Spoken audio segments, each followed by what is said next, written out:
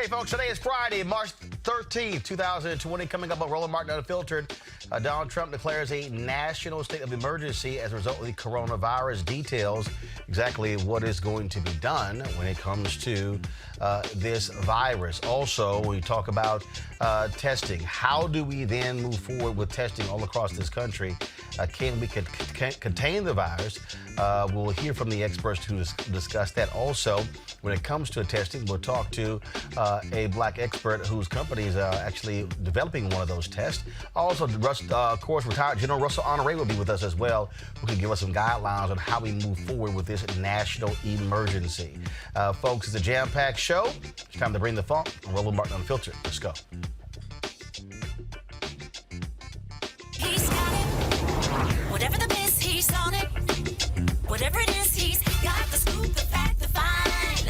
And when it breaks, he's right on time and it's rolling. Best believe he's knowing. Putting it down from sports to news to politics. With entertainment just for kicks, he's rolling. Yeah, it's Uncle Roro, y'all. Yeah, it's Roland Martin, yeah. Rolling with Roland now. He's funk, he's fresh, he's real, the best, you know he's Roland Martin now.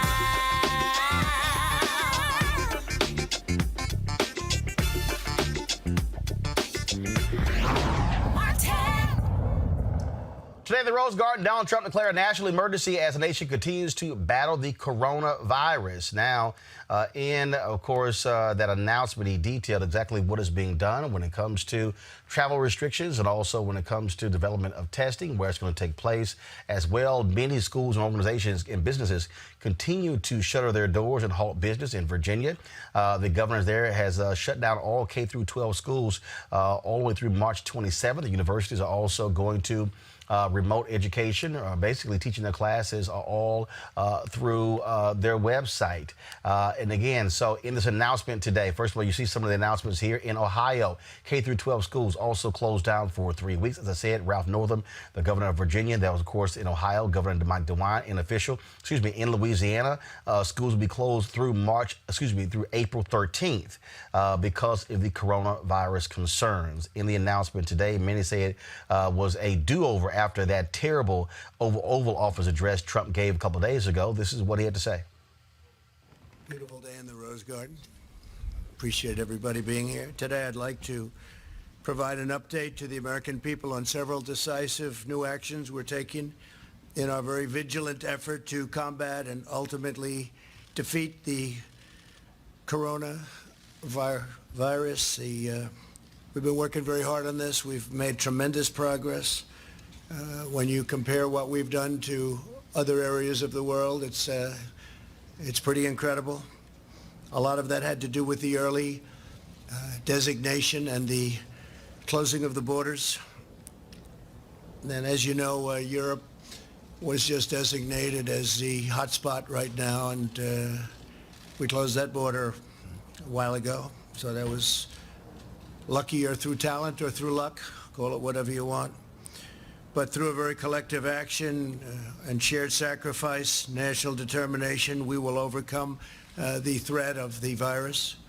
I also announced Wednesday night, following the advice of our medical professionals, who are doing a tremendous job, and we appreciate it very much, that we're suspending the entry of foreign nationals who have been to Europe in the last 14 days from entering the United States. Citizens, permanent residents, and our families, any of the families returning from Europe, will be subject to extra screening as well as self-isolation for a period of 14 days. As the World Health Organization confirmed today, many of the things that what we said were 100% correct, including our designation before them of Europe. Like our earlier very aggressive actions with China, this measure will save countless lives.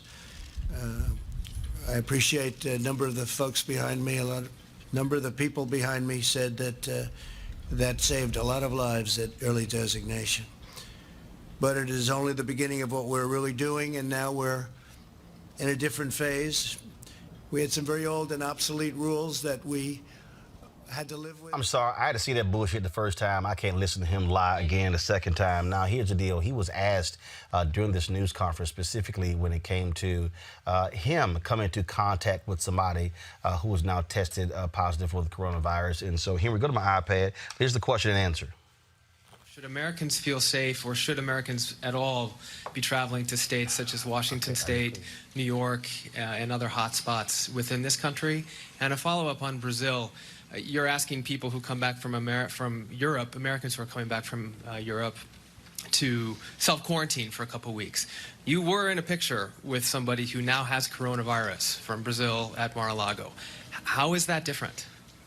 Well, I'll tell you, first of all, I'm not coming back from someplace. But you were exposed. There was somebody that they say has it. I have no idea who he is, but I take pictures and it lasts for literally seconds. I don't know the gentleman that we're talking about. I have no idea who he is. I haven't seen the picture. I said there's a picture of somebody, but I take sometimes hundreds of pictures a day. And that night I was taking hundreds of pictures, so I just don't know. Now, I did sit with the president for probably 2 hours, but he's tested negative, so that's good. With regard to domestic travel, should Americans feel safe, or should Americans... All right, folks, joining us on the phone lines right now is retired General Russell Honore. Many of us, of course, remember him for his leadership skills during Hurricane Katrina. General, how you doing? I'm doing great, sir. All right. I'm sorry I could not listen to that news conference a second time. It was very frustrating to me looking how the Trump administration, frankly, blew off the coronavirus for an entire month. He did not want to be bothered with it, kept focusing on the stock market, saying, hey, we'll be down to 0 cases, and now we're more than 1,000 cases. To listen to them complain about South Korea, they're testing 10,000 people a day. We haven't even tested 10,000 people. As somebody who is an expert in this area, just your assessment up to date on how this administration has fared when it comes to trying to deal with the coronavirus. Metaphorically, I would say this, Roland. They keep roaring up that river called denial for over a month. And then when they started taking action, the audio and the video don't match. They're saying test kits available, and they're not. We tell people to keep social distances, and we see the President of the United States shaking hands on television. We see them exchanging and touching each other. The audio and the video don't match. What they say they're doing with testing is not laying out in the field. I do believe that testing will get solved in the coming days and weeks. But in retrospect, this should have been done a month ago. But we can't live in the past. That'll be solved in November. Right now, people need to take care of themselves.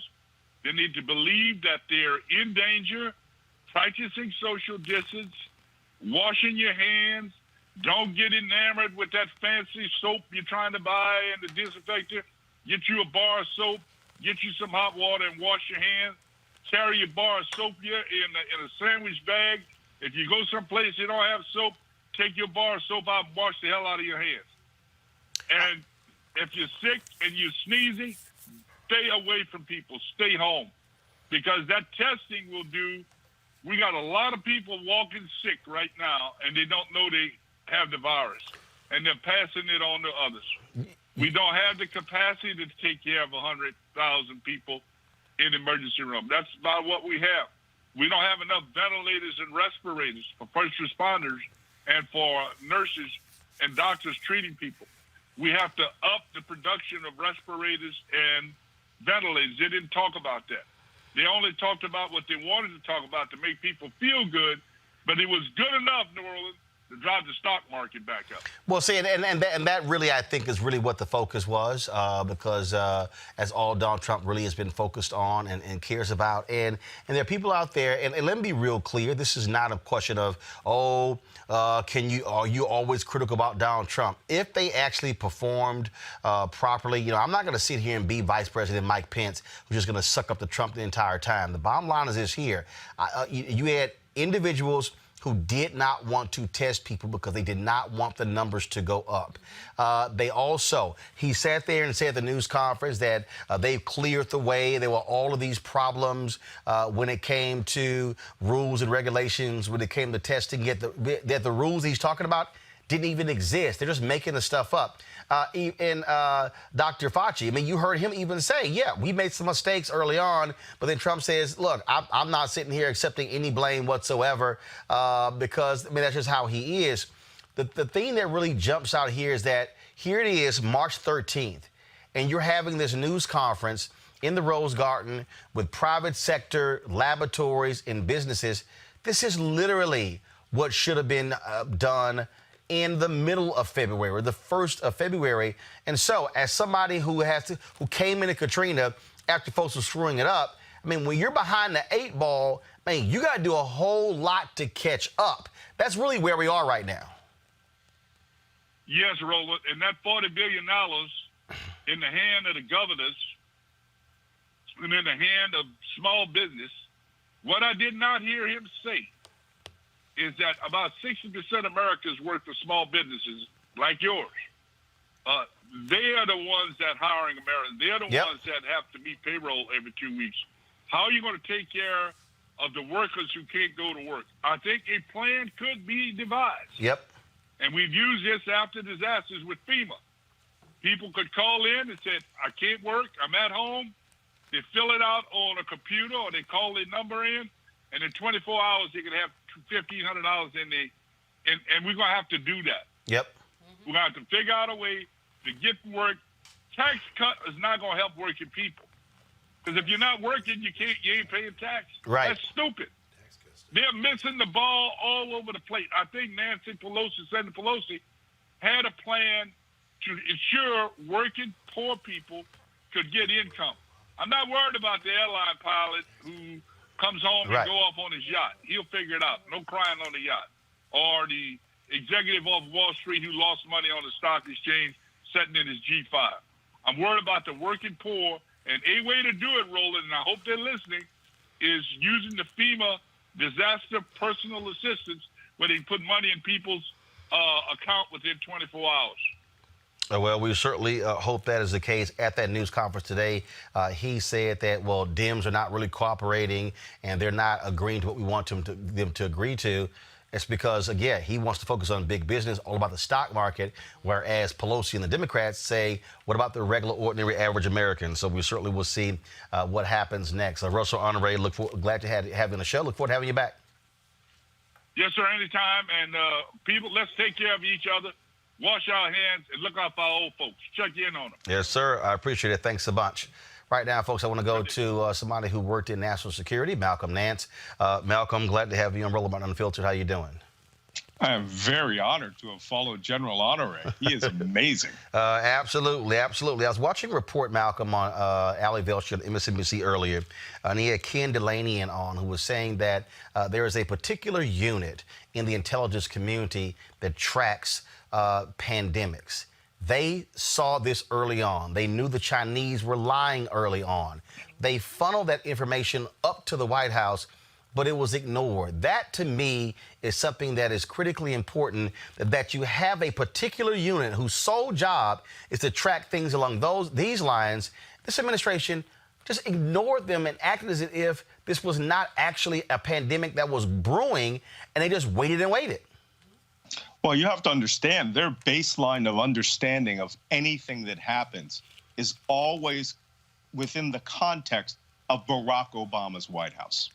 So, of course, as we know, in 2018, they dismantled the Global Pandemic Support Unit. That's the organization on the National Security Council staff, which had representatives in the old executive office building, whose job it was to predict, identify, and track global pandemics when they broke out, because the Obama administration had to deal with swine flu, H1N1, and with the Ebola crisis. So, of course, it's always better to be prepared at the national security level for this. Additionally, the Trump administration cut 80% of the Center for Disease Control's global pandemic response, which means everything that would have been in place to identify and pass more accurate information up and work with the Chinese to get this was gone.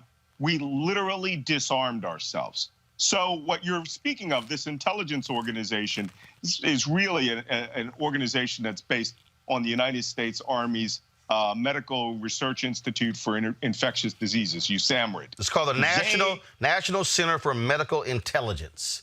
Right. And as a component of the U.S. Army, they are the tracking unit for all sorts of terrible things that are out there, including, you know, the development of biological weapons and Ebola outbreaks and smallpox outbreaks around the world. Because as you know, we have service members deployed all over the world. They feed in to the National Security Council through the Pentagon and to the Army's Medical Institute of Infectious Diseases, USAMRIID, which is their big sword for attacking, defending, and researching. It's the Army CDC. And getting that intelligence up to the National Security Council so that the White House can consume it. These reports are not political. They are passed up with due accord. They don't pull any punches. They send the intelligence up. It's up to the National Security Council and the consumers in the White House to read these reports and take them seriously. And to be quite honest, as we can tell by the sort of xenophobic, semi-racist way the White House tends to respond to things, they saw it as a Chinese problem that they didn't have to deal with. And of course, now that all those experts were gone from the National Security Council, the Trump administration was listening to itself. Here's of course, at today's news conference, Yamiche Alcindor, the PBS, specifically asked Trump about the disbanding of this pandemic unit in the National Security Council. And this is the question and the answer. From PBS NewsHour. My first question is, you said that you don't take responsibility, but you did disband the White House Pandemic Office, and the officials that were working in that office left this administration abruptly. So what responsibility do you take to that? And the officials that worked in that office said that the White House lost valuable time because that office wasn't disbanded. What do you make of that? Well, I just think it's a nasty question, because what we've done is, and Tony had said numerous times that we've saved thousands of lives because of the quick closing. And when you say me, I didn't do it. We have a group of people. I could ask perhaps my administration, but I could perhaps ask Tony about that, because I don't know anything about it. I mean, you say we did that. I don't know anything about it. You don't know about the reorganization that happened at the National Security It's the administration. Council. Perhaps they do that. You know, people let people go. You used to be with a different newspaper than you are now. You know, things like that happen. But this was Please go ahead.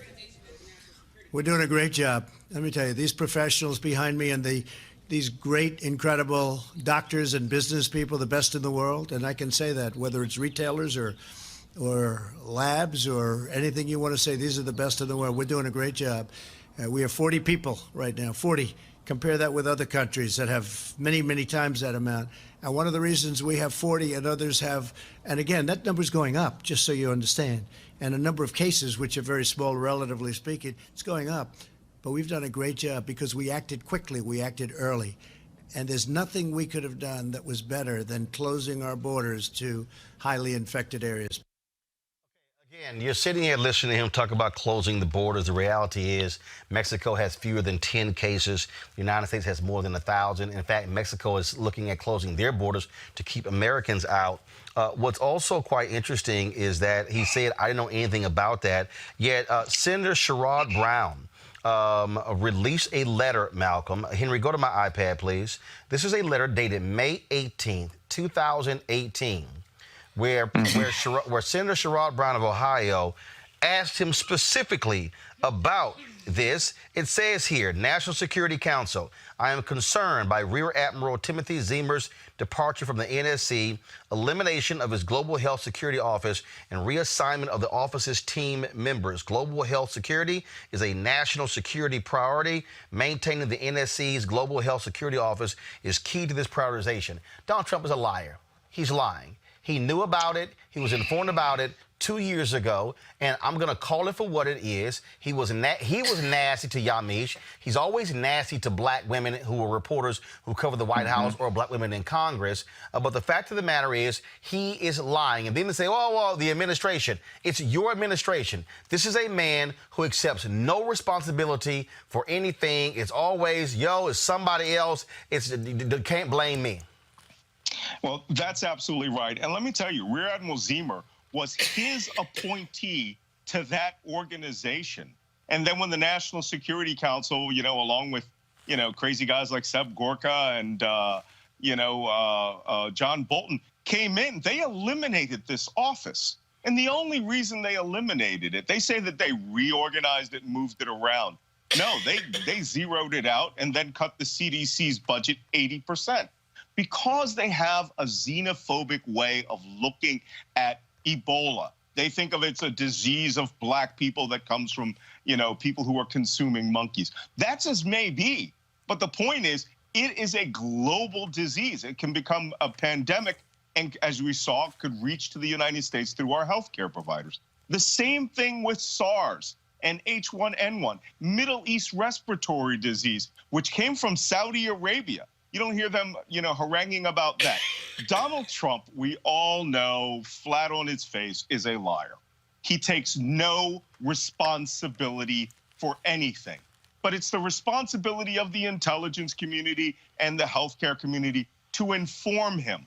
But we saw what he did right out of the box. He denied it ever happened. He said for almost 5 weeks that this was a hoax and that it was a trick that was being played by the news media against him in order to discredit his administration. That is not the case. I don't want to see Donald Trump fail in this circumstance because American citizens will die and are dying from this global pandemic. But for him to brag about 40 people, who have died and, that we have the lowest rate of infection, we don't even know the number because he failed in his fundamental job as president of the United States to respond accurately. And this is why people don't have a great memory of the swine flu outbreak, because the Obama administration acted aggressively within 11 days. It wasn't even a pandemic until 3 months after the Obama administration responded, and it did not affect the American population the way that this is going to affect each and every one of us. Malcolm, look, as somebody who worked in intelligence, you had to deal with these things worldwide. Where do we go in the next 30, 60, 90 days? I was reading one particular report from some experts on the West Coast, university professors. They're saying, look, this is going to be America's way of life for the next 12 to 18 months. They say this is not going to be, hey, everything is fine, it's going to blow away in the next 8 or 9 weeks. We better be prepared for this to be a year, 18 months long. Agree, disagree? I absolutely agree. When I was in the military, I was involved in a program related to biological weapons and terrorism. And, USAMRIID, the U.S. Army Research Center for Infectious Diseases, had the point for educating and developing the responses for the Department of Defense for a massive outbreak of a biological vector into the United States. And their plans were aggressive from day one. I mean, mobilizing the National Guard, seizing industry in order to create the testing kits, putting a national and then global effort into developing a vaccine. We don't even see this administration meeting with the World Health Organization. Donald Trump actually expressed disdain for the head of the World Health Organization, essentially because that gentleman was a Tunisian and did not want the United States to accept their testing program, which is being used the world around so that he could develop one in the United States through the CDC, which turned out to be a failure. It had something like a 90% false positives rate or something along that lines. So we need to understand that for the next 90 days, you will have a very hard time seeing your neighbors because we're not doing like South Korea, where they came out and blitzed this, tested almost everyone through drive-in testings, got a good handle on who was there, created a bubble of social isolation so that the population didn't have to be quarantined. We're leaning more towards Italy now, where entire cities will forbid you to go out. Now, that's not necessarily a bad thing. You'll still be able to be around your family, but you will have to keep your distance from neighbors. and our way of life is going to change. This is a true natural disaster that, I'm sorry, has been exacerbated by the utter incompetence of Donald Trump and his leading advisors. Folks, Malcolm Nance is the author of the book, The Plot to Betray America, How Team Trump Embraced Our Enemies, Compromised Our Security, and How We Can Fix It. Malcolm, we certainly appreciate it. Thanks a lot. Yeah, it's happening now, huh? Yes, sir. Yes, it is. Thanks a lot. All right, folks, again, if you look at there are 145,000 confirmed coronavirus cases internationally. 5,408 folks have died. 70,920 have recovered. You see, we have not even ramped up to having maximum testing in the United States. Yet you heard the news conference there. They're working with private labs and public companies to actually do that. Joining us right now is Dr. Tashaka Cunningham, a molecular biologist who's also who studied virology as well. Dr. Cunningham, how you doing? Great to be with you, Roland. So your company, what testing is your company involved in? Our company actually does genetic testing mostly in the mental health arena. Right now, we're developing genetic diagnostics to look at things like predisposition for PTSD and other mental health disorders. But as a scientist, and I'm speaking on behalf of myself right now, just as a citizen scientist, I'm just looking for ways to be helpful. I mean, I've had a number of my colleagues call me and ask me, what they could do with regard to testing. So, I've got, lines out to all the folks I know. Our group is trying to, do our best to help to see what we can do in the context of the expertise we have to add to the capabilities of testing in our general area. And I think it's got to be sort of this all hands on deck situation, because there are these shortages. I'm not really in the business of the blame game. I mean, I think there were missteps on a lot of different parts from China, especially at the early going in other places. But we're at the situation where to really stave off more of a crisis, we need to really get our arms around this as a country. So I think it was, Mr. Nance said, even if I don't agree with President Trump, I'm rooting for that administration to do something better here. I think we've got to really follow some basic kind of quarantine-like procedures. I think that's what's coming down the pike from different states that have, like ours here in Virginia, that have declared a state of emergency, and really make sure that we keep that distance from folks, and avoid large gatherings, and seeing the extremity of everything and the urgency of it is really important. I mean, people need to take care of one another, as the general said. It's like really make sure that we're washing our hands, that we're using hand sanitizer, that we're really limiting our contact in large groups, and that's what we can do right now. Speaking of that, we have seen cities and states, some are limiting groups to 250, some 500, some 1,000. What's the number? I mean, that's like a range. Like, I'm just trying to understand how you even get to that number.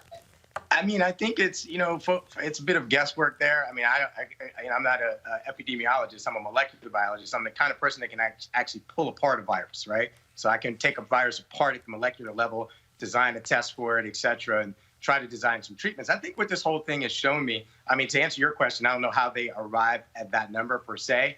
Honestly, I think the safe number is, as few as possible right now, right? It's like just try to kind of keep yourself, as isolated as you can, unfortunately, for the time being, to sort of let it pass in terms of not having it spread from person to person. One of the real dangerous things about this virus is that you can have asymptomatic carriers. That is, people that don't appear to be that sick that can pass it on, right? And it seems that you've got about 2% of the people that get it that are dying from it. Now, it doesn't seem like a lot, but it's just scary because if you've got millions and millions of people getting it, that means a lot of folks are going to die. So I think, Dr. Fauci and others who've reported on it have said that it's about 10 times more lethal than the flu. So that's something to consider. But that said, 98% of people are going to recover, right? So it's like if you can just sort of keep it so that folks aren't spreading it as fast. You really want to just keep that risk of spread down. That's why you're going to have these quarantine measures that have to be followed. Okay, so on that point, it's a perfect example. So when I was in Chicago for the NBA All-Star Game, so this had to be February 15th, I get into an Uber, and this driver had some kind of scent, and it was an awful scent, and it immediately kicked in my allergies. I'm talking about immediate.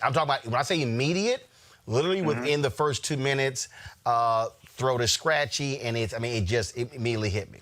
So I come back, and so I'm dealing with allergies, and I got, of course, I got congestion. Pretty much that goes away, and still have a slight cough left. Part of the problem, though, for people out here is that, like, you can't tell what's what. Now, one of the things they said is that what you should do is you should hold your breath for 10 seconds. And if you don't cough in that 10 seconds, you're not having the lung issues tied to coronavirus. And so how do we tell people out there, because we're also in the middle of allergy season. So how do we deal with, okay, allergies? Is it the flu? Is it coronavirus? What the hell? Yeah, it's going to be hard to tell. I mean, again, coronavirus looks symptomologically-wise a lot like a common cold. And I think what you're going to have to do, and again, that's the need for social distancing, right? To sort of stand 6 feet away from people, washing your hands frequently, sanitizing your hands, trying not to touch your face. I mean, I think they say we on average touch our face about 100 times a day, right? Try not to do that, right? Okay, hold on. Let's stop right really there. Okay, try to limit your contact. So does not unpack that, okay? Why can't we touch our face? Just explain to people so why. What happens is like viruses are invisible, right? Like to the naked eye. This virus is between 80 and 160 nanometers. That naked eye can't see it. I can see it on an electron microscope, like in my lab, but that naked eye can't see it. So when someone coughs, it's in these microscopic, nanoscopic droplets, right? That you see, right? So what happens is these droplets get on surfaces, they can be on clothes, etc. So if you're touching doorknobs and if you're doing all of this stuff, then when you start touching your face, like your nose, your eyes, your mucous membranes, that's just giving the virus entry point, right? So that's when we say if you stop doing that, you're reducing the amount of times that you're putting yourself at risk of putting the virus in an area that it can enter your body. Your skin is a nice natural barrier, right? But your mucous membranes and your nasal passages are where viruses like to enter. So you really want to wash your hands to reduce the chance of you spreading that virus into those vulnerable areas. See, and that's so weird because I think if the average person, if you probably set a camera up and just tape yourself for 5 minutes, it might be shocked to see how many times you actually touch your face. I've touched my face about 5 times since we were talking, right? But my hands have been cleaned about 6 times since I came in my house. I'm like really, hypochondriac with it like that. I mean, I use a lot of sanitizer. I wash my hands as soon as I enter my home. And it's like, I wash them for at least 20 seconds. They say sing the happy birthday song. I mean, I'm very thorough with that. So, and I use a lot of lotion so they don't get dry. So I think what you really want to do is just do these basic precautions. I mean, hand washing right now, everyone's asking, what can you do? I think right now, we don't have a drug. We don't have a vaccine. That's some months off. And so right now, everyone's going to have to practice these sort of quarantine procedures and also just really wash your hands and clean your hands with 60% or higher alcohol, hand sanitizer, and make sure you use good soap and water. That's the best you can do right now. All right. Dr. Chashaka Cunningham, we shall appreciate it. Thanks a lot. Thank you. All right, folks, at the news conference today, Kristen Welker, of course, MSNBC, she had a question for Donald Trump that he still is yet to actually answer, and he blew it off. So here's what she asked. So much, Mr. President. Dr. Fauci said earlier this week that the lag in testing was, in fact, a failing. Do you take responsibility for that? And when can you guarantee that every single American who needs a test will be able to have a test? What's the date of that? Yeah, no, I don't take responsibility at all because we were given a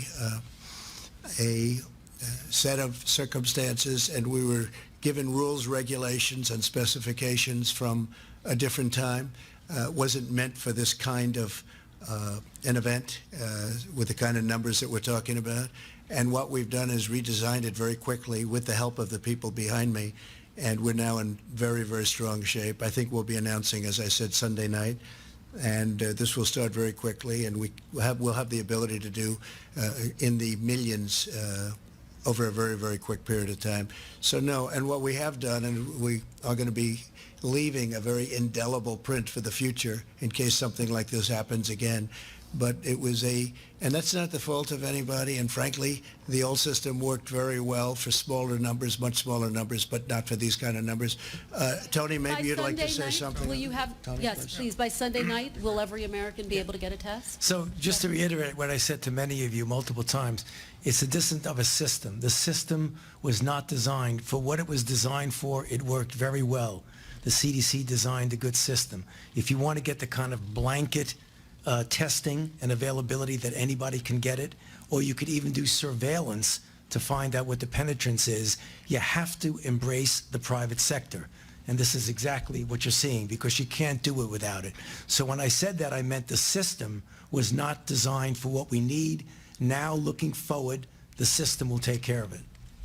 Mr. President, And with respect, interestingly, if you go back, please, if you go back to the swine flu, it was nothing like this. They didn't do testing like this, and actually they lost approximately 14,000 people, and they didn't do the testing. They started thinking about testing when it was far too late.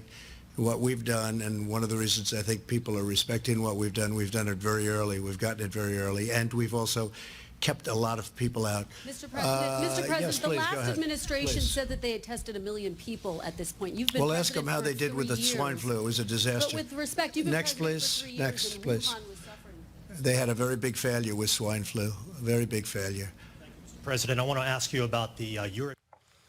All right, folks, let's go to our panel. To my left, Brittany Lee Lewis. She's a political commentator. Also joining us is Dr. Julian Malveaux, economist, president, Emerita Bennett College, and Dr. Wilma Leon, host Inside the Issues on Sirius XM Radio. All right, folks, here's what's interesting. So Trump talked about, when he was sitting here going on, we've done this, we've done that. So Valerie Jarrett, of course, senior advisor to President Barack Obama, sent this tweet out responding to his tweet. Here we go to my iPad. It said, if the Barack Obama administration made testing harder, how do we manage to test 1 million people within the first month of the H1N1 outbreak? Why did you dismantle the White House office Barack Obama created in NSC post-Ebola? Why did you cut funding to CDC? I mean, Brittany, those are critical issues that are important. And what you see Donald Trump trying to, again, Obama. Everything is like with these old testing. It wasn't like, well, okay, we came in, had to change everything all around, when he's lying. He is lying. And I mean, this is Donald Trump's thing, right? He's a celebrity at the end of the day. He's not a politician. He's not a professor. He's not someone that even essentially believes in science. So I don't know how we can expect him to handle this crisis and take it seriously. I mean, the second that he put his VP in charge of everything, I said, okay, we're doomed, essentially. And then even with some of the reporters that were asking him questions today, it was very clear that he's avoiding all types of responsibility. Wilma, as I sat here and listened to that news conference, you're sitting here going, dude, can you just read what's in front of you? Can you just not ad-lib and start making shit up, which is what he was sitting here doing? And then you can always tell, this is great, this is wonderful, this is big, it's the best. And then at one point he was like, America, we're ranked #1. I'm going, dude, this is not March Madness. This is not like a seeding where we have 4 #1 seeds. And see, and that's the deal. He wants to, what he does is, and this is what people need to understand, for 8 years, all the right did was attack Obama weak. America's bending down to everyone else. Weak. So his answer to everything is strength, strong. That's what he does, and that's all they hear. See, America, we're strong again. That's all that was. Well, that goes back, I think it was Bill Clinton said it's better to be wrong and strong than weak and right. I think that was Bill Clinton that said that. In looking at the Wednesday night press conference and in looking at this foolishness, first of all, we got more disinformation and wrong information than we got actual information.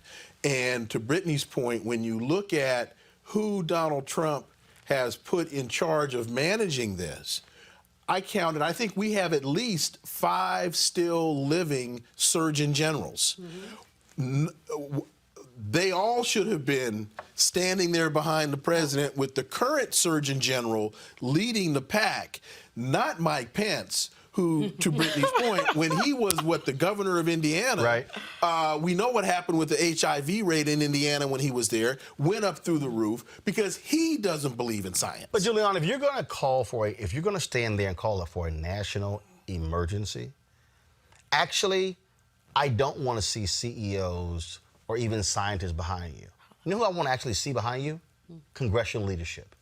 I want to see Senate and House leaders. That's where a president leads. A president says, look, this is a national emergency.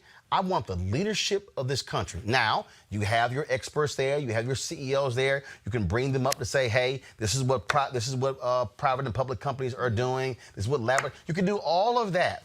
No, but that's what you do. If you want to send the signal that we're all in this together, well, then what you don't do is you don't stand there and trash Democrats in the House like he did by saying, well, it's some stuff that they agreed to, but they didn't have.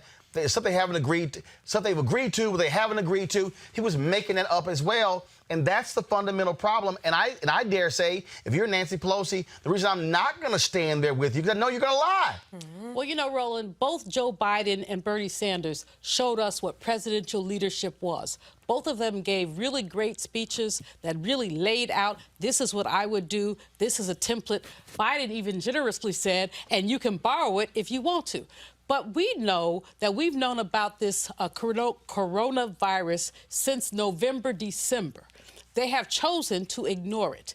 This man, not only does he lie, I mean, that's the nicest thing that we can say about him is that he lies like a rug, like a rat, all that. But what we really need to say is that he's taken the people on a trip. And it's a contrast between what Biden and Bernie have said and what he says. Now, Fauci, the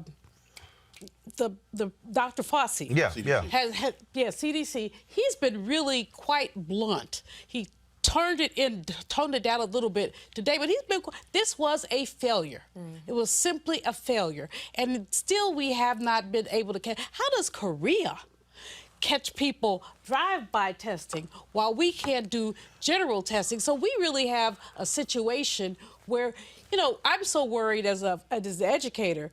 Graduations are being canceled, weddings and first of all, all of that. First of all, in Texas, they're limited to size, 250 people, can't more than 250 people, and so now you have church services. I was watching just Wednesday night, Pastor Jenkins at First Baptist Glen Arden. I mean, look, they routinely have more than 2,000 people sitting there. They've canceled all of their events, and so what people need to understand, this has gone beyond sporting events and large gatherings. When you start saying you're canceling events of 250 people, you now even have, look, I'm on the board of NABJ. We had a regional conference coming up that was going to have 110 people. We had to cancel that. And we were actually going to allow it to move forward.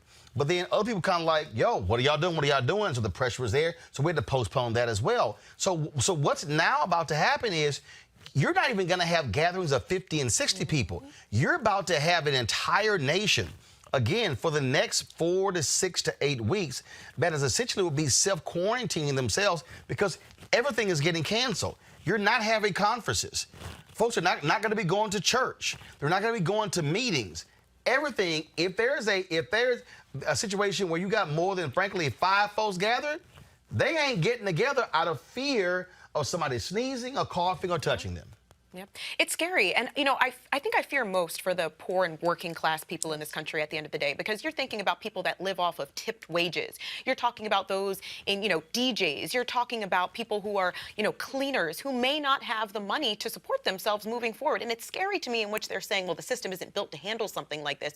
And they're really looking at the private sector. And it's very scary when we need to almost depend on the private sector to determine what the livelihood of these individuals is going to be moving forward. Well, you know, but the opportunity is here, though, for us to have direct. You heard what General Honore said. He said it is not that hard. Where you have, if FEMA is set up where they can simply go online or make a call, and then in 24 hours, $1,500 is in your account or is being mailed to you. And so we're seeing the Federal Reserve find $1.5 trillion when it comes to propping up these companies. Trump has floated out this payroll tax cut, all these different things. No, this is where you have to have direct infusion to people who are being impacted by this. But what you have, Julianne, go ahead. What is going on here is that there's so many people in the gig economy. You're an Uber driver. Nobody is taking Ubers. And so you don't have any money. You can't show through payroll tax, et cetera, that you're missing money. So this is an elitist look at how we're going to deal with this. When the Fed says we're going to throw $1.5 billion in there, that's putting money into the system that's going to affect the top. And the question is, what's going to affect the bottom? And then we look at the sisters and brothers who are single moms and dads who you close a school, but they have a job. How does that work out? And there's no conversation about that. You look at the young people who are getting two meals a day from school. Now the schools are closed. How are we going to deal with that? There has been no creativity. I applaud Nancy Pelosi, my homegirl, San Francisco, but I applaud her, but at the same time, I'm struck by the way that this coronavirus lets us know so much more about the cracks in our foundation and the flaws in our infrastructure. But Wilmer, here's a piece here, and I think that what we have to recognize is that when you hear Trump try to say, well, all stuff beforehand, here's the reality. We've never had this type of thing beforehand.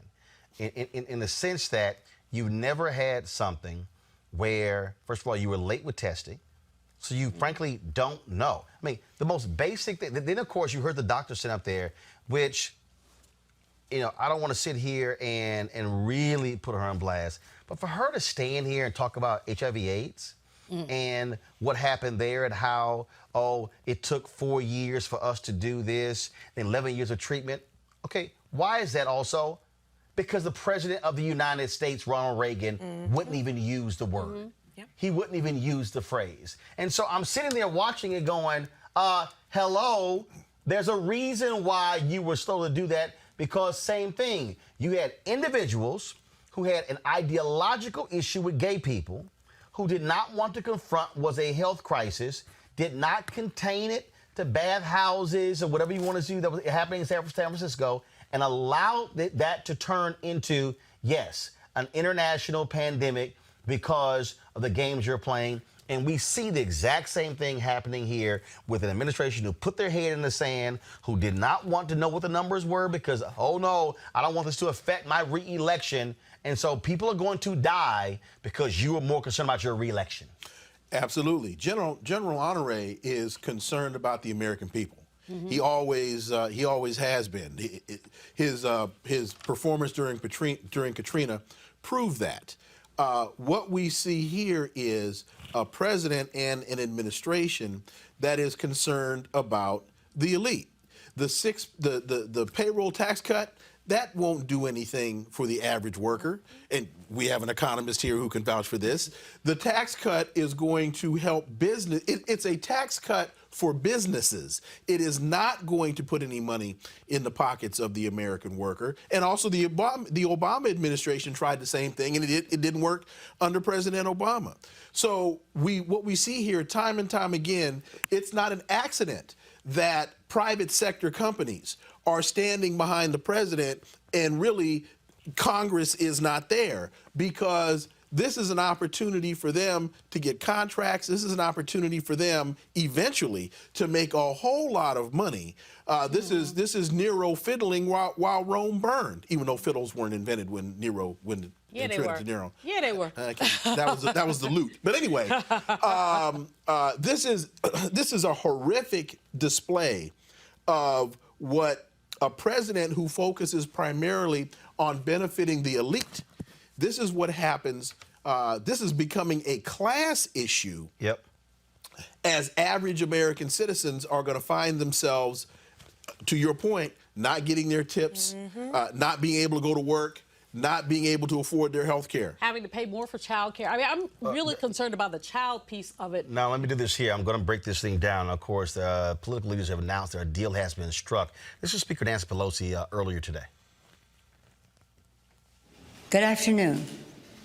Over the last several weeks, our nation has been faced with a grave and accelerating challenge, one that tests our compassion, ingenuity, and resolve, the coronavirus crisis.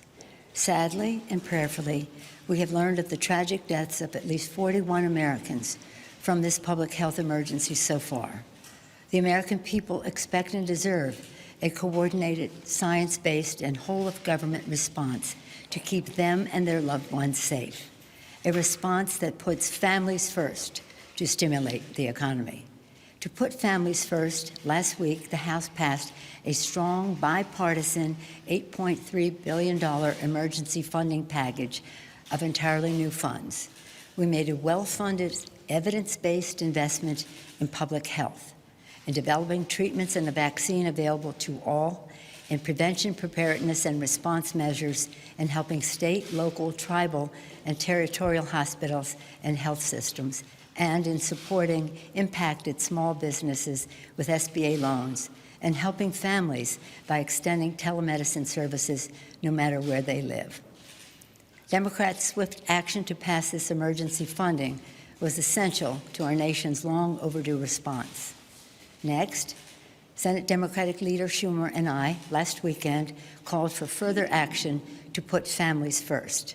Today, we are passing a bill that does just that, the Families First Coronavirus Response Act, which is focused directly on providing support for America's families, who must be our first priority.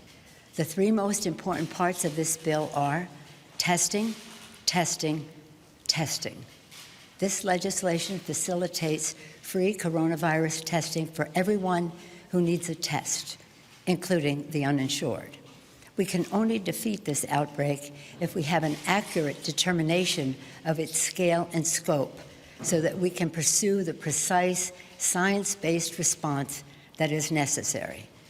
To put families first, our legislation secures paid leave with 2 weeks of paid sick leave and family and medical leave for those affected by the virus. And for those who lose their jobs, we are strengthening unemployment insurance, a critical step to protect workers' economic security. Putting families first, our legislation protects our children, and particularly the tens of millions of little children who rely on the free or reduced price lunch they receive at school for their food security. As schools are being closed, these children will be deprived of their meals.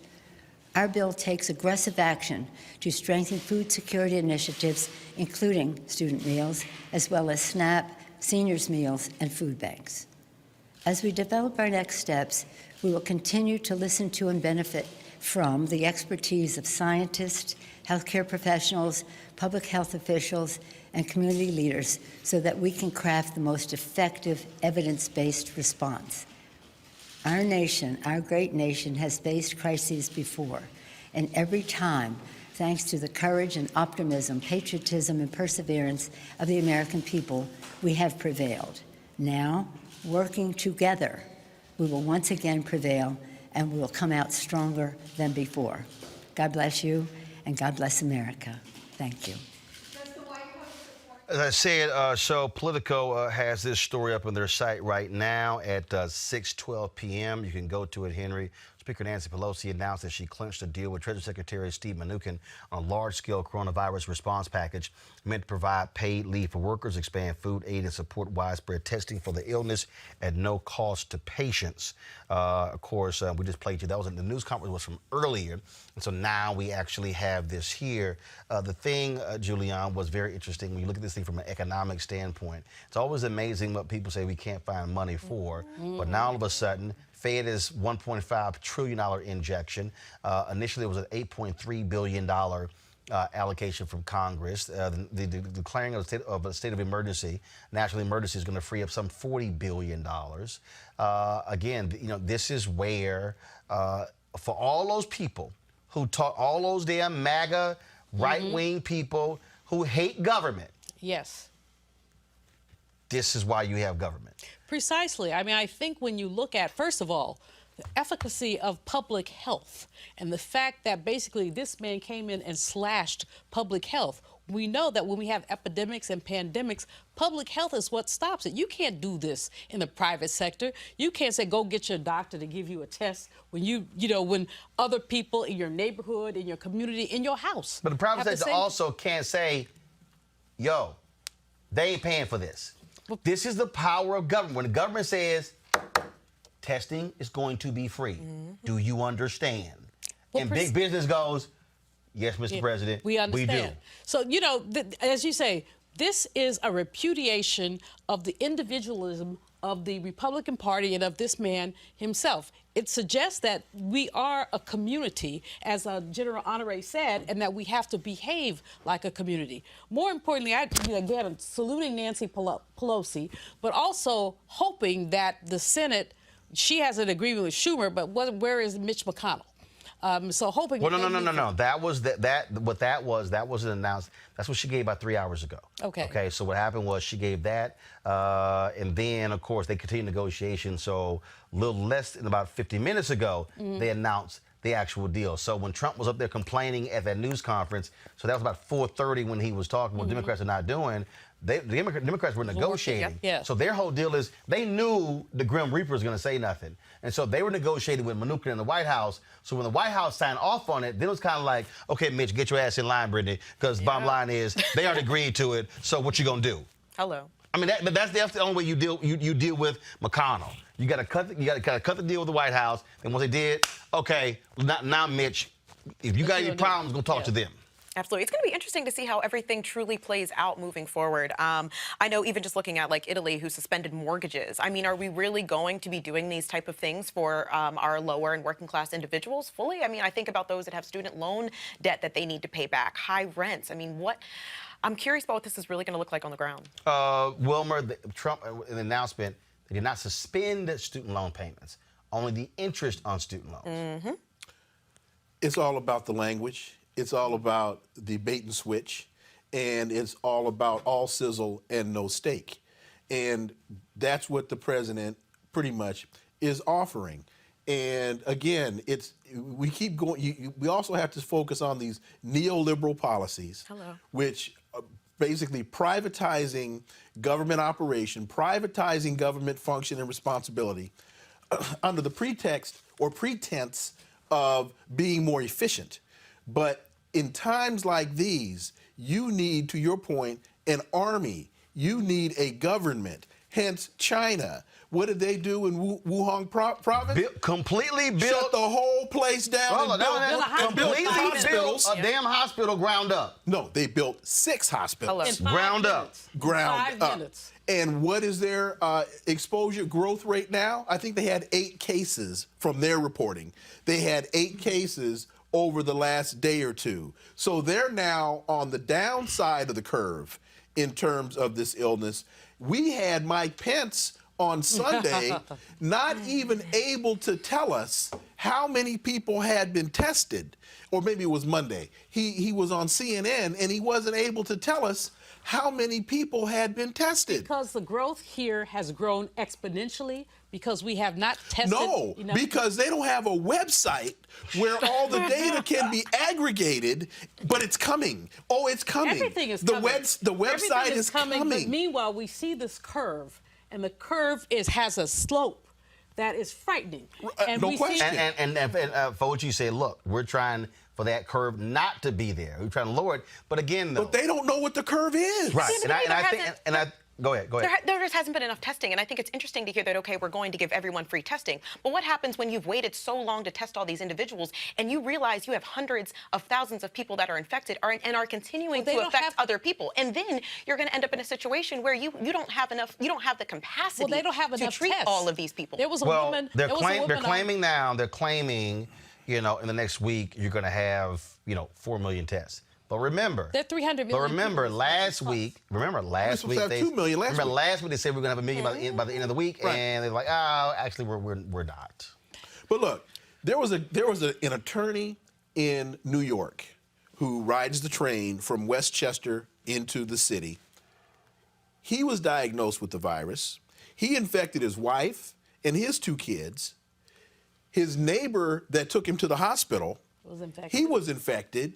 That guy's wife and 3 kids, all within the span of 48 hours. And we're supposed to wait another week, another 10 days, another 3 weeks? Real quick. But this is happening again and again and again because they refuse to step up. And, Pence and 45 have said anybody can have a test when they want to, but that's just not happening. And we don't even know who's infecting who. But what we do know is not to throw stones.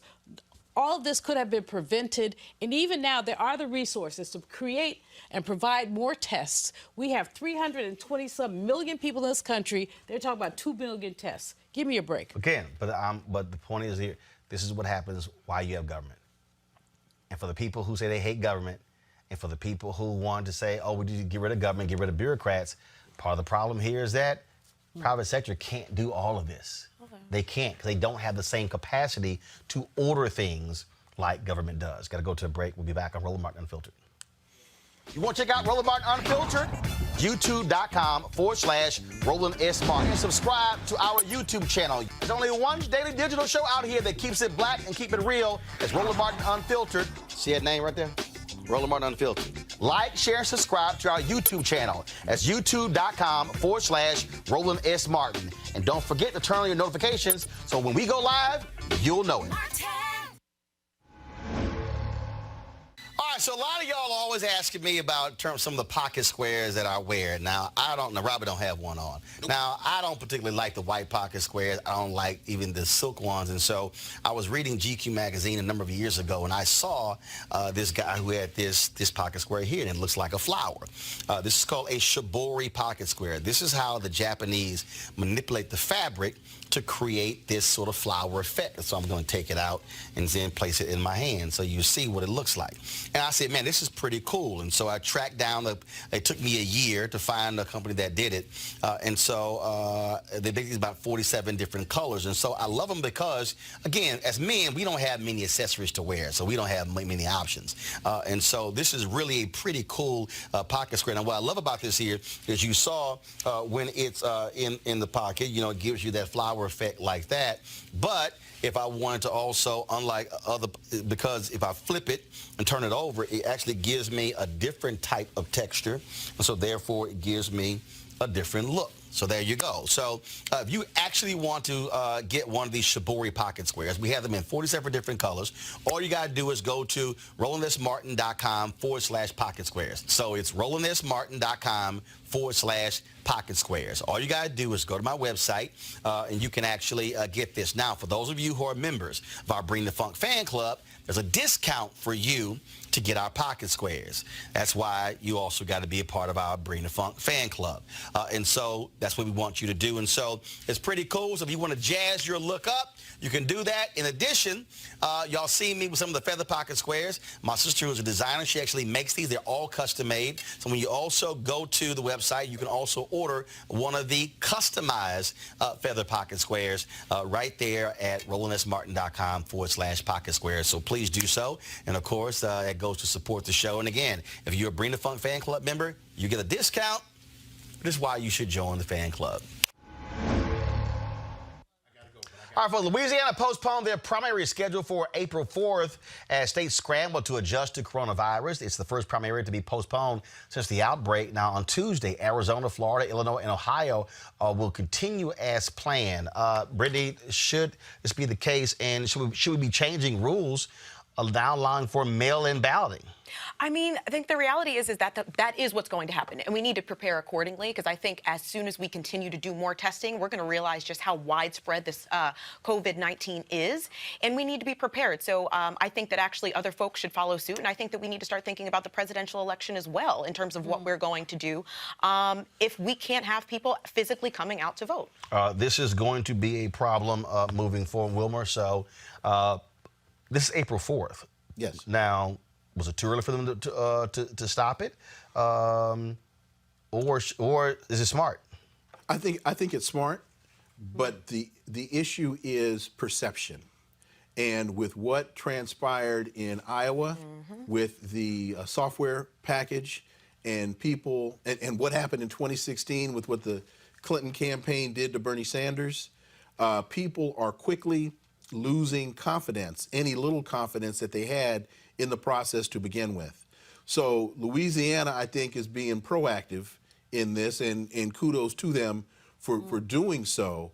But public perception and losing confidence in your elections is a very, very, very dangerous thing. Wilmer, I think I halfway disagree with you, because I think the issue is election integrity. And I think that where are the safeguards in Louisiana? How are they ensuring that they've postponed the election? How is this election going to happen? Is it going to be mail ballots? No, first of all, all they've done is postpone it. They haven't say, well, we're going to move to a primary. This is what it's going to entail. They're reacting in the exact same way as the NBA and everybody else. And that is, here's an event taking place in our state. There are going to be large numbers of people who are turning out. We don't know even how to combat this. So the easiest thing is to postpone it. And a lot of their poll workers are elderly. But there has to be an issue of election integrity. I mean, this has been the challenge that we've had for some time, not only with this president, but when you have election suppression, when you have voter suppression. And so I'm not disagreeing fully, but I'm saying let's make sure while they're sitting here doing emergency appropriations for this and for that, can there be an appropriation? Marcia Fudge, H.R. 1, they talked about this, years ago. 3 years ago. How can we make sure that our elections are fair? Okay. You keep saying fair and integrity. That's nothing to do with this here. What they're saying is this is no different. For Louisiana is saying this is no different than a large-scale sporting event. So what they're saying is in 3 weeks, all these people, early voting will start. All people are going to be going to the ballot box. All right.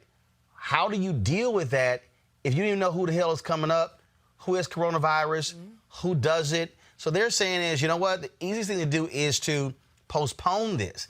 You can have the primary in 3 months. They're saying it's coming up in 3 weeks. Let's postpone it. And so now now what's going to then happen? I think what they're saying is, hey, we need to give our federal folks 4 to 8 weeks to see what happens when we have mass testing, to now begin to study it. Now, let's see how long this thing goes. Then states are going to have to then make a different decision what now happens for the general. 4 other states are sticking with their date. No, right. For now. Right, actually. because elections are state elections. Just like it's no different in some states have said no school.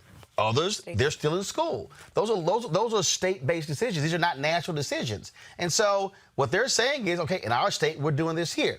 That's fine because you got a better handle what's happening on your state than somebody else over here. So I don't have an issue with that.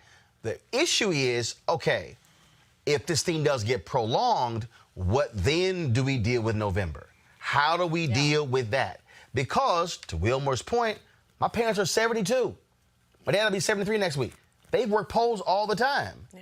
And so the question is, are you going to put people who are in the most high-risk category for coronavirus out in public, who are controlling polls and not knowing who the hell's coming up? Yep. And this is what seniors are more likely to vote than others. Yep. Right, but also they're workers. Yep, and Louisiana officials have said, like, at the end of the day, we're fearing that people are physically not going to show up. The actual poll workers, they're scared. And even if they are doing mail-in ballots, they've been informed that they need to wear gloves. I mean, this is a legitimate concern, and I think I'm glad that it's happening so early so that we can seriously think if this thing is not contained and it continues to grow in the way that we think it might, what we're going to do about the actual presidential. Yeah, I think a lot of people make sure that there is accurate counting and integrity. Hold up, Julian, ain't no voting.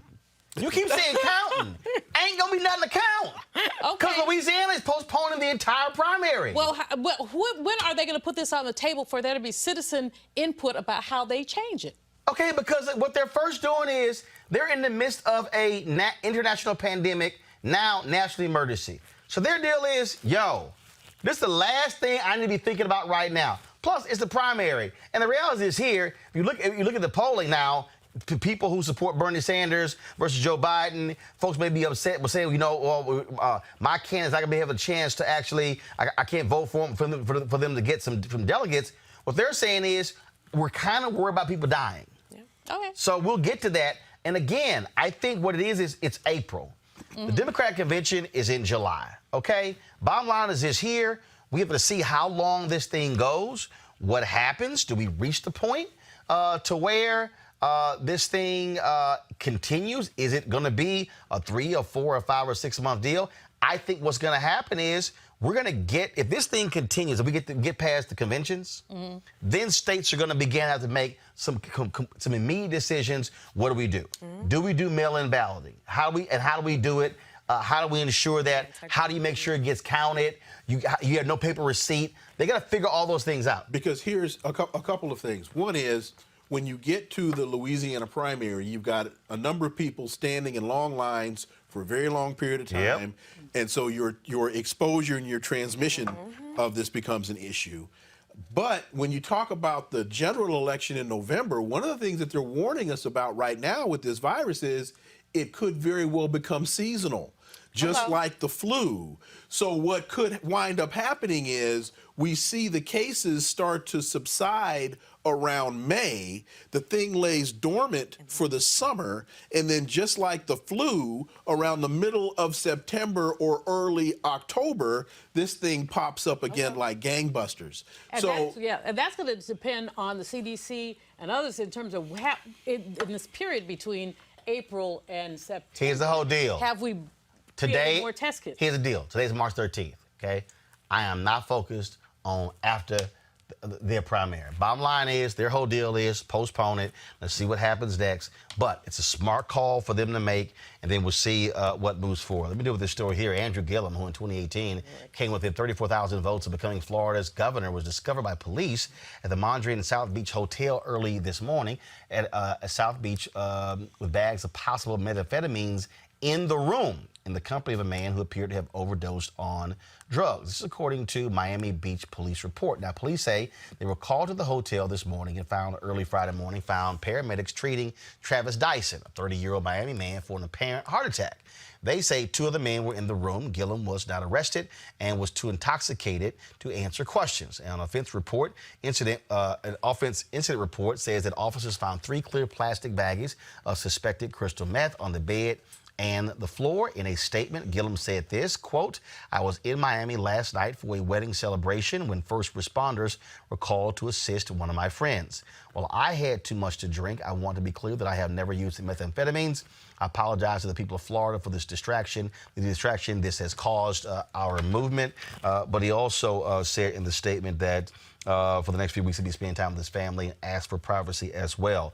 Now the gentleman, Travis Dyson, who gave the interview, he did do the interview with the Miami Times, and then in the interview he said that he was not there for a wedding, and that he had known Gillum for more than a year. And so we certainly will try to get more details. But it's a whole bunch of, let me say this here, there's a whole bunch of other crap out there that's been spread.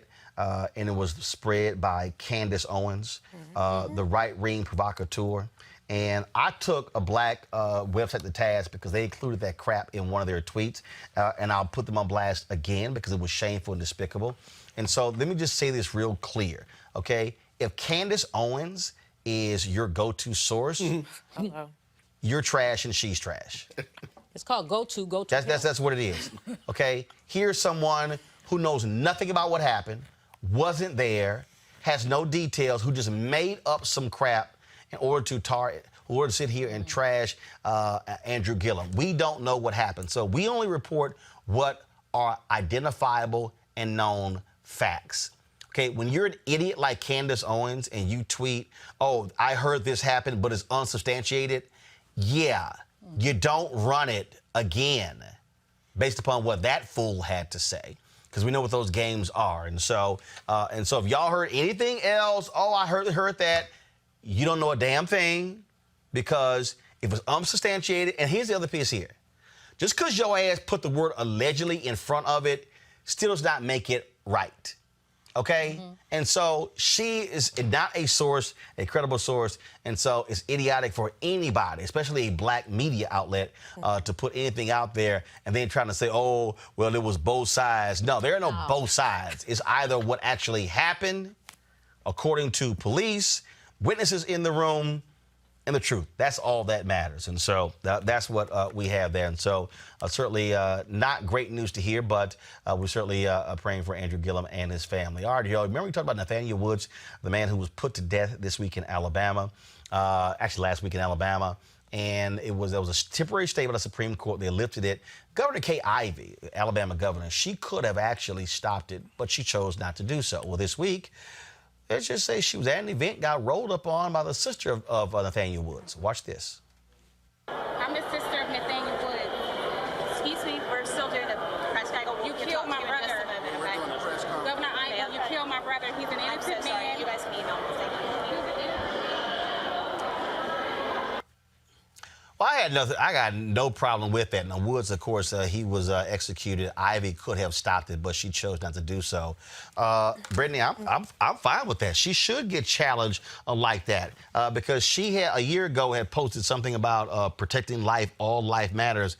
But here was a man the guy who was convicted of killing these 3 police officers, said he was not involved with it. He did not pull the trigger, yet he was convicted and sentenced to death for murdering 3 police officers. And the crazy part is the guy who actually pulled the trigger, he's still living. Yeah, I mean, it's unfortunate, and I don't blame the sister at all.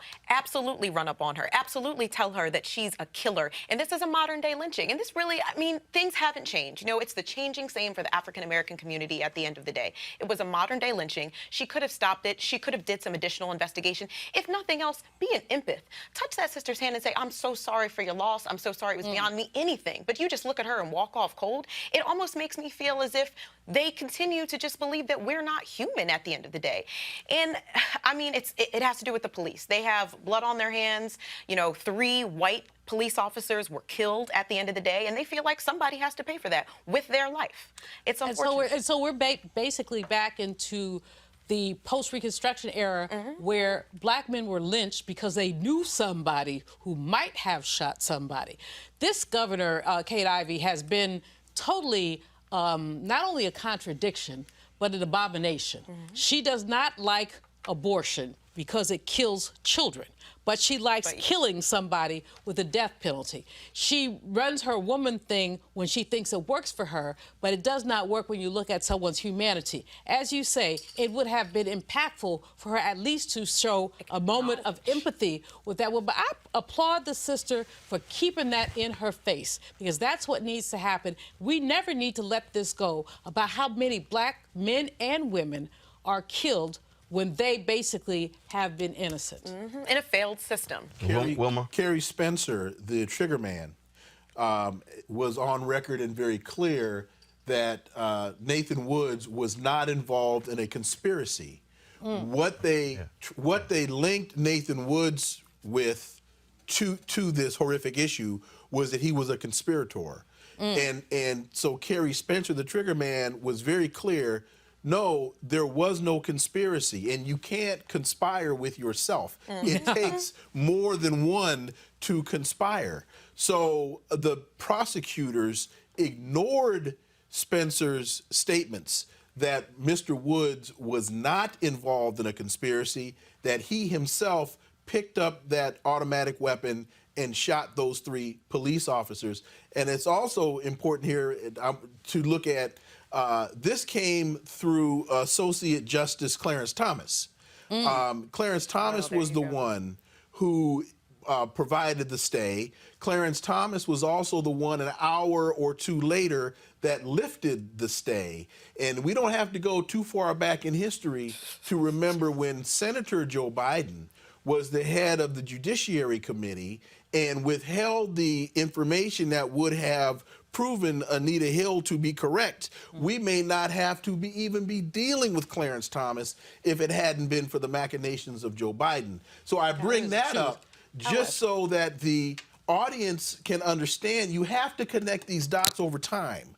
And you can't give people passes simply because it's warm and fuzzy and convenient. But Wilbur, while I agree with you that Biden was really horrible, and he has apologized to Anita Hill, I think that has to be some issue of context. I do not like what he did, and at the same time, But you also can't leave out the 52 people who voted for him. That's what I'm saying. Okay, here's the whole piece. It went through committee, but he still got voted on and was confirmed. And it wasn't just Biden. It was 52-48. So basically what we have to look at is contextually why those white people, frankly, were afraid when a black man said a high-tech electronic lynching. All of a sudden, they all backed off. Biden could have said what he said, but there still could have been other things said. I'm not going to throw Biden under the bus because my priority at this moment is to making sure that 45 is out of the White House, period. Now, Biden is flawed, but every single one of them is flawed. All right, folks. Earlier we talked about the closing of schools as a result of coronavirus and the problems that it's presenting for children as well as for parents. So joining us right now is Kalia Harris. She's Managing Director for K-12 Education Policy for the Center for American Progress. Kalia, we were seeing officials try to figure out how to feed children who rely on nutrition in school. We're seeing people come up with all kinds of different creative ways to deal with these issues that the average person has no idea even exist. Absolutely. It's a critical time in our communities. We have young people who rely on schools for sometimes 2 meals, sometimes 3 meals a day. And it oftentimes is the only place that our young people are getting hot meals. So this is a true equity situation. We're seeing the remnants of not investing in our public schools at the levels that we ought to, whether it be from access to technology or the capacity of teachers to even enact distance learning. But first and foremost, when we think about basic needs of our children, we also see in New York City that we have homeless students that would be without a place to go for many hours during the day if they're living in a shelter with family that doesn't allow for people to stay during the daytime. So it's a critical issue for our students. We have rural students who also don't have the capacity to go down the street to school to get a grab-to-go breakfast or lunch. So there are lots of implications for us to think about, and our families, frankly, need to work together. And also, I think that, again, the average person, whenever there's a calamity, people go, oh, my goodness, I didn't know anything about this. This is what we're actually seeing right now. All right, I think we lost Kalia there. And I want to bring, Julian, you made that point earlier. Natural disasters like this here reveals stuff that we ordinarily don't focus on or see. It reveals the weakness in our infrastructure. It reveals a way that we deliver services. We're not only looking with this coronavirus at what we have in hospitals, we're also looking at basically the offshoots of what's happening. So we have young people who are not going to be fed.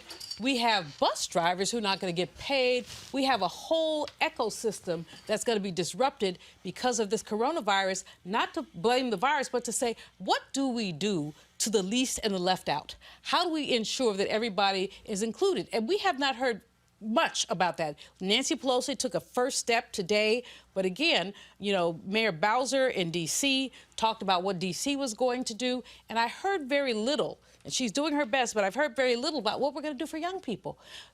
So when some people get 2/3 of their calories from a public space, what's going to happen? And the whole notion of learning remotely, many folks don't have the internet. But the thing that also, and totally agree with all of that, but here's the other piece. Look, this is something that you actually can't game out. I mean, you can't. You can't show me the last thing where literally everything is shutting down. Okay? Take 9/11, all right? What actually shut down after 9/11? Flying. Yep. That's all. Flying. In New York City. But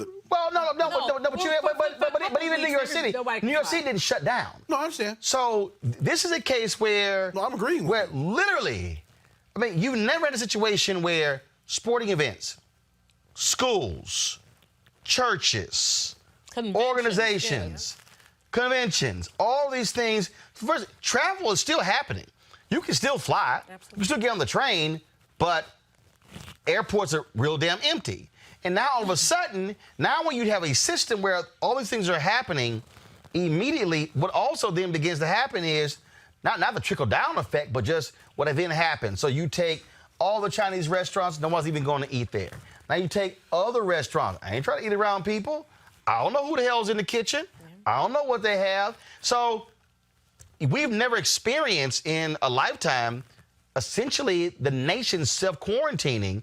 And so now if you're a school district or you're a city official, I mean, you're having to figure these things out there is no game plan for something like this here. Go ahead. But I think what's interesting, it truly exposes how the American project is a failure. I'm sorry. First off, 45 can't figure it out. But even if we're going with an establishment politician for the Democratic Party, at the end of the day, it's going to be business as usual. And business as usual means extreme inequalities in terms of our school systems, in terms of food disparities, in terms of education, in terms of incarceration, those that are going to suffer as a result of being incarcerated, the old and elderly there.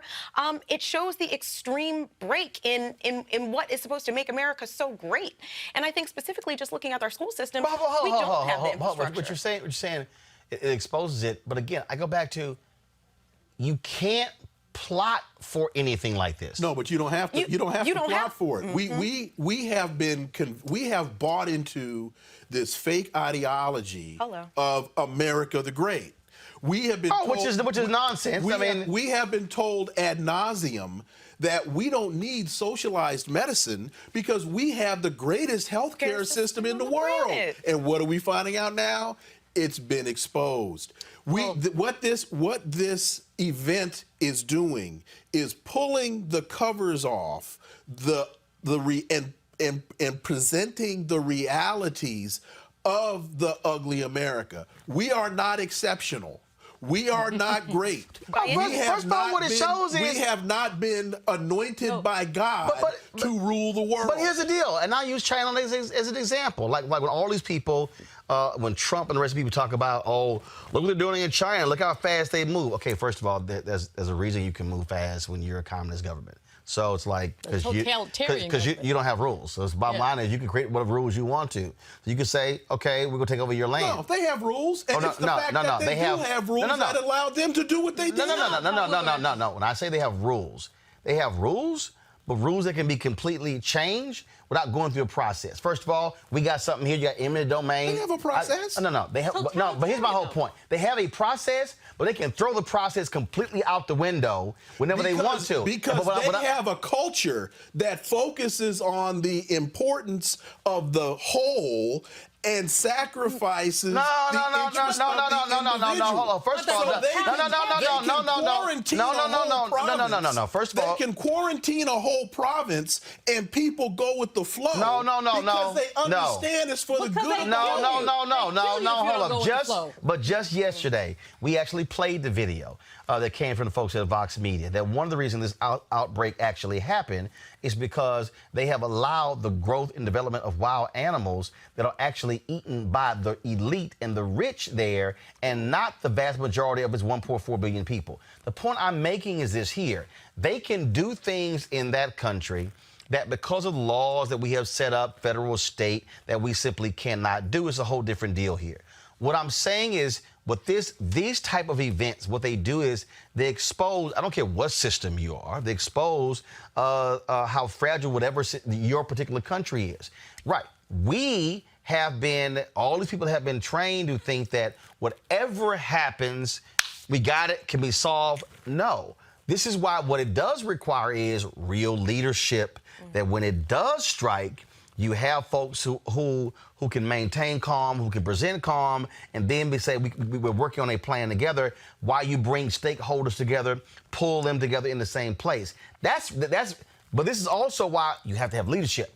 Why leadership matters, and real leadership who can think and who are not arrogant or narcissistic and who only care about the stock market being at a high number. But you know, Roland, the issue here, when you talk about this, has basically pulled the covers on so-called American exceptionalism.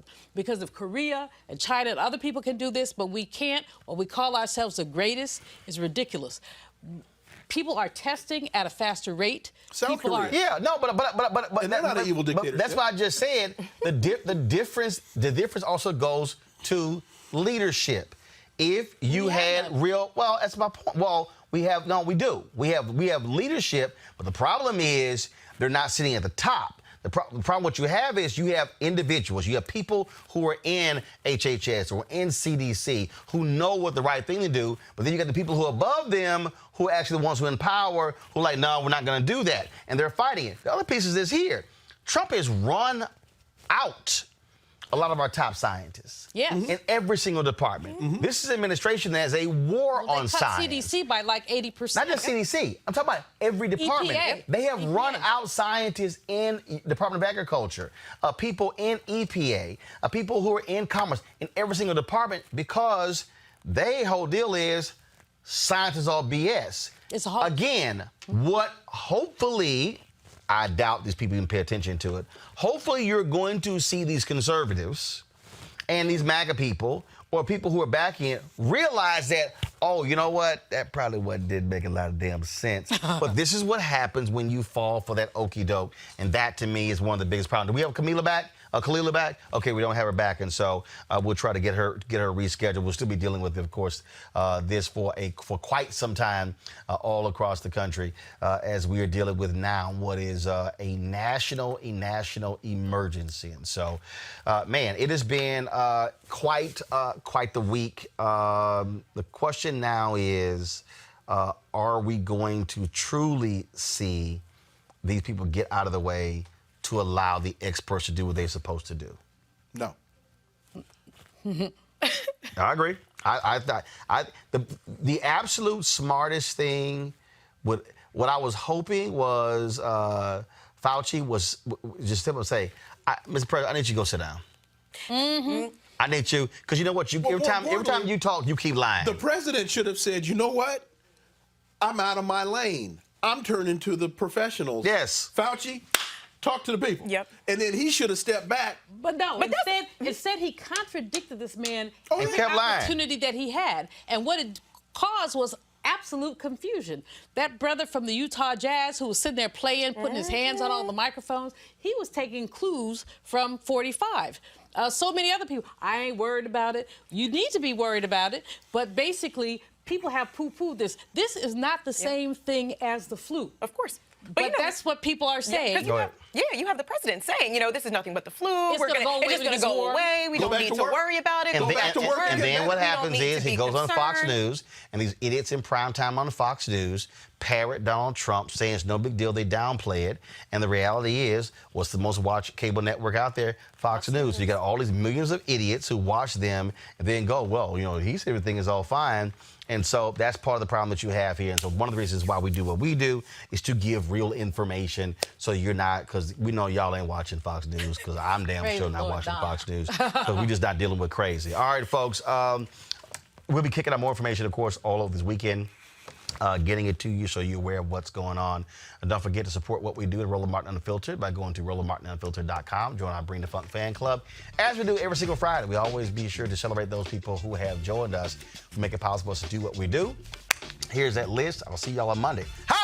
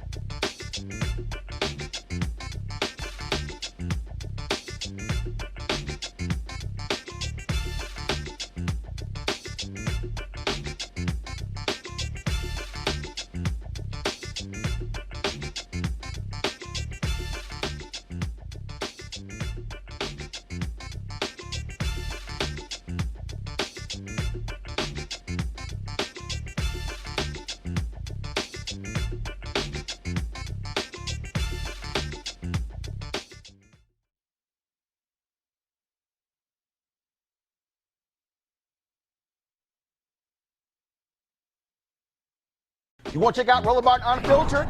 YouTube.com/Roland S. Martin. And subscribe to our YouTube channel. There's only one daily digital show out here that keeps it black and keep it real. It's Roland Martin Unfiltered. See that name right there?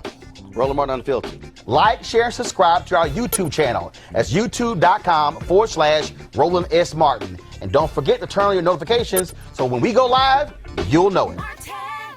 Hey everybody, this is your man Fred Hammond, and you're watching Roland Martin, my man, Unfiltered. Hi, this is Essence Atkins, and you're watching Roland Martin Unfiltered. Hey yo, peace world, what's going on? It's the Love King of R&B, Raheem Devon, and you're watching Roland Martin Unfiltered. Hi, my name is Brescia Webb, and you're watching Roland Martin Unfiltered. Ow. Well, I like a nice filter usually, but we can be unfiltered. What's going on? This is Tobias Trevelyan. And if you're ready, you are listening to and you are watching Roland Martin Unfiltered. What's up? I'm Lance Gross, and you're watching Roland Martin Unfiltered. Hi, this is Cheryl Lee Ralph, and you are watching Roland Martin Unfiltered. I mean, could it be any other way? Really? It's Roland Martin.